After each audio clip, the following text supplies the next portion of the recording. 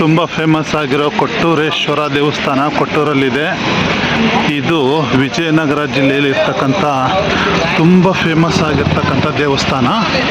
ಬನ್ನಿ ನೋಡೋಣ. ಕೊಟ್ಟೂರೇಶ್ವರ ದೇವಸ್ಥಾನ, ಕೊಟ್ಟೂರೇಶ್ವರ ಜಾತ್ರೆ ಅಂದರೆ ಸುತ್ತಮುತ್ತಲಿನ 4-5 ಜಿಲ್ಲೆಗಳಿಗೆ ತುಂಬ ಫೇಮಸ್ಸು. ಇಲ್ಲಿ ಜಾತ್ರಾ ಸಮಯದಲ್ಲಂತೂ ತುಂಬ ಜನ ಸೇರ್ತಾರೆ. ಸುತ್ತಮುತ್ತಲಿನ 4-5 ಜಿಲ್ಲೆಗಳಿಗೆ ಈ ದೇವಸ್ಥಾನದ ಬಗ್ಗೆ ವಿಶೇಷ ನಂಬಿಕೆ. ತುಂಬ ಜನ ಈ ದೇವಸ್ಥಾನಕ್ಕೆ ನಡ್ಕೊಳ್ತಾರೆ. ಹಾಗಾಗಿ ಎಷ್ಟೋ ಮನೆಗಳಿಗೆ ಇದು ಮನೆ ದೇವರು ಕೂಡ ಆಗಿದೆ. ಈಗ ಕೊಟ್ಟೂರೇಶ್ವರ ದೇವಸ್ಥಾನದ ಬೀದಿಯಲ್ಲಿ ನಾವು ಸಂಚಾರ ಮಾಡ್ತಾ ಹೋಗ್ತಾ ಇದ್ದೀವಿ. ತುಂಬ ದಿನದಿಂದನೂ ಕೂಡ ಒಂದು ಆಸೆ ಇತ್ತು, ಕೊಟ್ಟೂರೇಶ್ವರ ದೇವಸ್ಥಾನದ ಬಗ್ಗೆ ಒಂದು ವಿಡಿಯೋ ಮಾಡಿ ಹಾಕೋಣ ಅಂತ. ಇವತ್ತು ಕಾಲ ಕೂಡ ಬಂದಿದೆ. ದೇವಸ್ಥಾನದ ದಾರಿ ಉದ್ದಕ್ಕೂ ಅಂಗಡಿಗಳಿವೆ. ಪೂಜಾ ಸಾಮಾನಿನ ಅಂಗಡಿಗಳು ದೇವಸ್ಥಾನದ ಉದ್ದಕ್ಕೂ. ಗುರು ಬಸವೇಶ್ವರ ದೇವಸ್ಥಾನ, ಶ್ರೀ ಕ್ಷೇತ್ರ ಕೊಟ್ಟೂರು.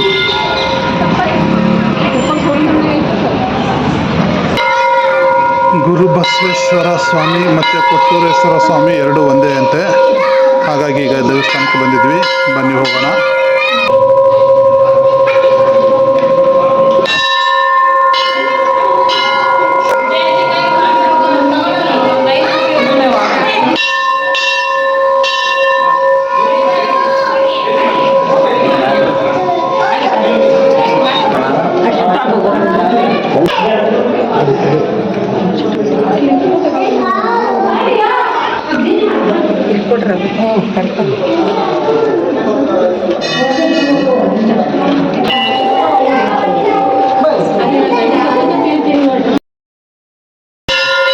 ಕೊಟ್ಟೂರೇಶ್ವರ ದೇವಸ್ಥಾನದ ಒಳಭಾಗ ಶ್ರೀ ಗುರು ಬಸವೇಶ್ವರ ದೇವಸ್ಥಾನ ಅಂತಲೂ ಕೂಡ ಕರೀತಾರೆ. ತುಂಬ ಜನ ಬಂದಿದ್ದಾರೆ. ಸಂಪೂರ್ಣವಾಗಿ ಕಲ್ಲಿನಿಂದಲೇ ನಿರ್ಮಾಣವಾಗಿರ್ತಕ್ಕಂಥ ದೇವಾಲಯ. ಒಳಭಾಗದ ಗರ್ಭಗುಡಿ ತುಂಬ ಚೆನ್ನಾಗಿದೆ. ಕಲ್ಲಿನಿಂದ ನಿರ್ಮಾಣವಾಗಿರ್ತಕ್ಕಂಥ ದೇವಾಲಯ ಇದು. ಚೌಡೇಶ್ವರಿ ಅಮ್ಮನವರ ದೇವಸ್ಥಾನ.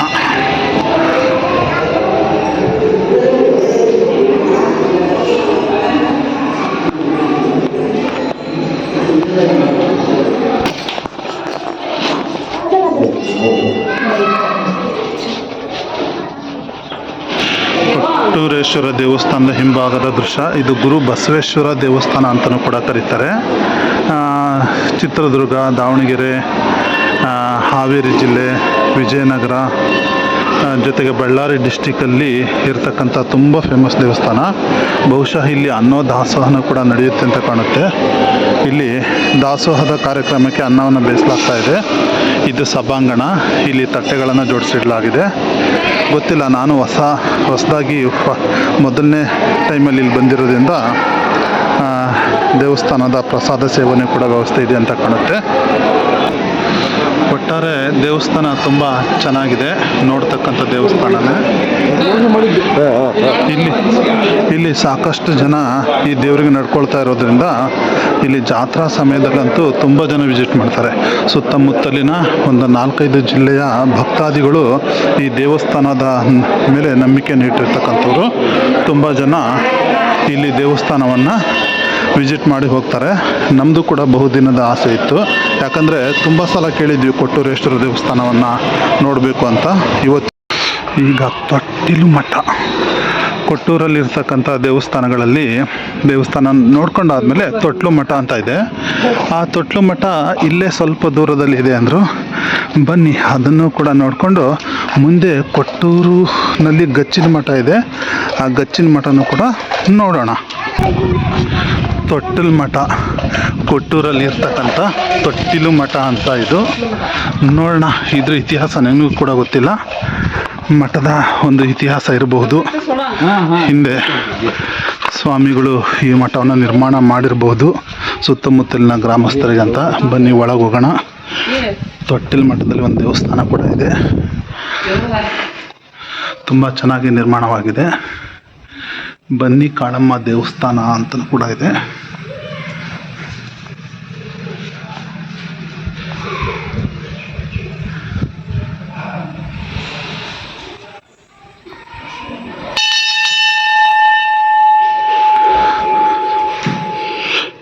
ತೊಟ್ಟಿಲು ಮಠದ ದೇವಸ್ಥಾನ.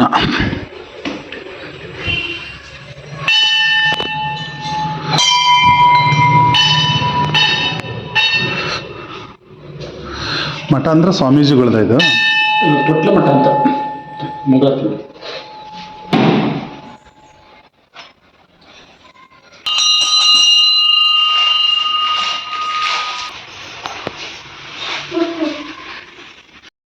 ಕೊಟ್ಟೂರಲ್ಲಿ ಇನ್ನೊಂದು ದೇವಸ್ಥಾನ ಇದೆ, ಗಚ್ಚಿನ ಮಠ ಅಂತ ಕರೀತಾರೆ. ಆ ಗಚ್ಚಿನ ಮಠಕ್ಕೆ ಹೋಗ್ತಕ್ಕಂಥ ದಾರಿ ಇದು. ನಾವು ಕೊಟ್ಟೂರಲ್ಲಿರ್ತಕ್ಕಂಥ ಸುಂದರವಾಗಿರ್ತಕ್ಕಂಥ ಗಚ್ಚಿನ ಮಠಕ್ಕೆ ಹೋಗ್ತಾ ಇದ್ದೀವಿ.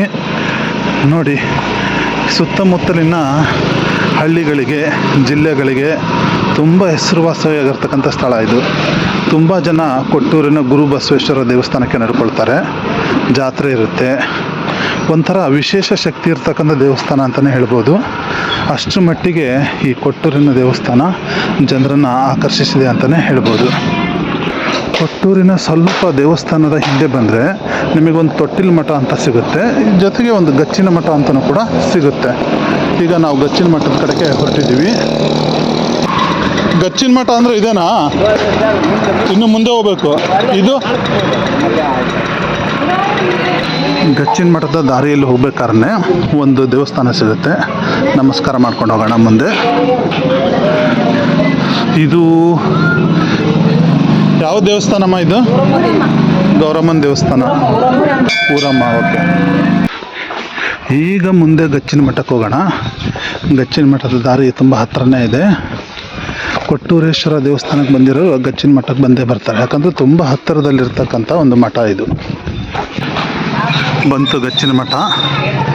ಗಚ್ಚಿನ ಮಠ ಮಲ್ಲಿಕಾರ್ಜುನ ಮನ್ಸೂರ್ ಅವರ ಒಂದು ವಿಷಯವನ್ನು ಓದಬೇಕಾದ್ರೆ ಗಚ್ಚಿನ ಮಠದ ಶಿವಯೋಗಿಗಳು ಅವರಿಗೆ ಆಶೀರ್ವಾದ ಕೊಟ್ಟರು, ಮೊದಲನೇ ಗುರು ಸಂಗೀತ ಕಲೀಲಿಕ್ಕೆ ಆಶೀರ್ವಾದ ಕೊಟ್ಟರು ಅಂತಕ್ಕಂಥದ್ದು ನಾನು ಓದಿದ್ದು. ಬಹುಶಃ ಇದೇ ಗಚ್ಚಿನ ಮಠ ಇರ್ಬೋದು ಅಂದ್ಕೊಂಡಿದ್ದೀನಿ. ತುಂಬ ಹೆಸರುವಾಸಿಯಾಗಿರ್ತಕ್ಕಂಥ ಗಚ್ಚಿನ ಮಠ ಇದು. ಈಗ ಜನ ಇಲ್ಲಿ ಕಡಿಮೆ ಇದ್ದಾರೆ, ಯಾಕಂದರೆ ನಾವು ಬಂದಿರೋದು ವೀಕ್ ಡೇಸಲ್ಲಿ. ಜಾತ್ರಾ ಸಮಯದಲ್ಲಂತೂ ಇಲ್ಲಿ ತುಂಬ ಜನ ಸೇರಿಕೊಳ್ತಾರೆ ಅನ್ನೊಂದು ನಂಬಿಕೆ ಇದೆ. ನೋಡೋಣ, ಬನ್ನಿ ಒಳಗೆ ಹೋಗೋಣ.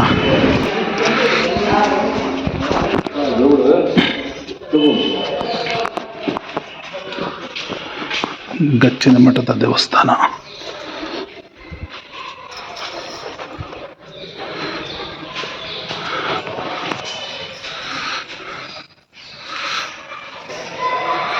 ಹೊಯ್ಸಳ ಶೈಲಿಯಲ್ಲಿ ನಿರ್ಮಾಣವಾಗಿರ್ತಕ್ಕಂಥ ದೇವಸ್ಥಾನದ ಥರ ಇದೆ. ಸಂಪೂರ್ಣ ಕಲ್ಲಿನಿಂದ ನಿರ್ಮಾಣವಾಗಿದೆ.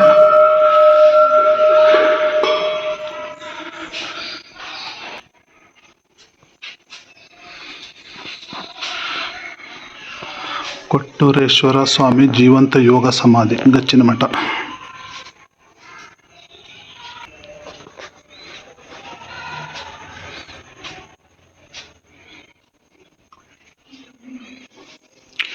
ಗಚ್ಚಿನ ಮಠದ ಸ್ವಾಮೀಜಿಗಳು ಜೀವಂತ ಸಮಾಧಿ ಆಗಿರ್ತಕ್ಕಂಥ ಜಾಗ ಇದು.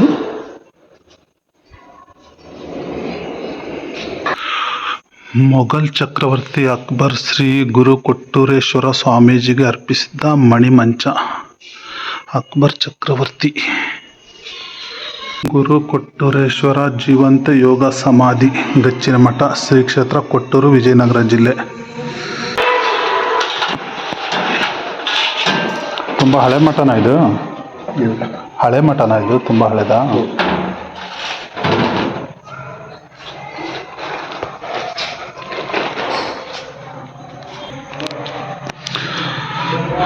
ಕಲ್ಲಿನಿಂದಲೇ ನಿರ್ಮಾಣವಾಗಿರ್ತಕ್ಕಂಥ ಕಂಬಗಳಿಲ್ಲಿದೆ.